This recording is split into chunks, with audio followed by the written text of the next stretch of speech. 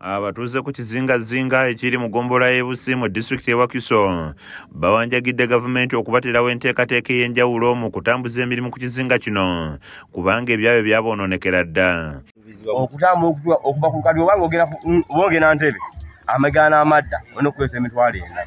Bw'oba ogenda Kammengo ate nawo wa bbeeyi kuba ekinawo kinnyala ebbalabala nusu 8 akutaddemu 10,000 ne bakugyamu ali nusu 10,000 ogenda n'okukomawo otuuke Kammengo oli mitwalo 2. Kale entambula yo nzibu nnyo wano ku Bizinga.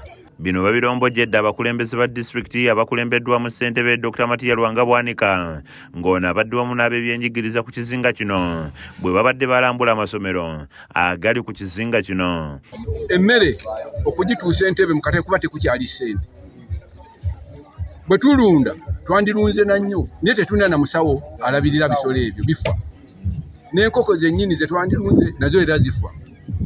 Bwe buzibu bwe tusange basoma kikeereyi nga bakuze ate ne bava mu ssomero nga tebafunyeemu mu bibiina ebimpi. Bano bagamba nti ekizinga kino kyonna tekuli wadde essomero lya gavumenti ng'abayizi olumayizi ekibiina eky'omusanvu baggwera mu bufumbo ate ng'abalenzi basigala ku kyalo nga bataayaaya ng'omuyizi kimwetaagisa emitwalo 3 okutuuka e Busi ewali essomero lya gavumenti.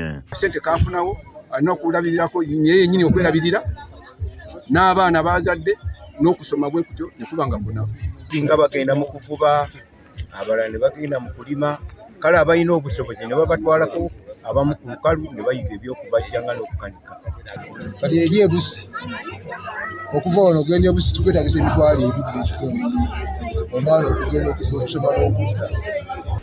Ne mufuna yika kuba batugamba ezi ate n'essomero eriwedde emirimu nga lirina library, enju z'abasomesa, laboratory, furniture, buli kimu okuva ku senior 1 mpaka ku senior 6 nga teri abwerere.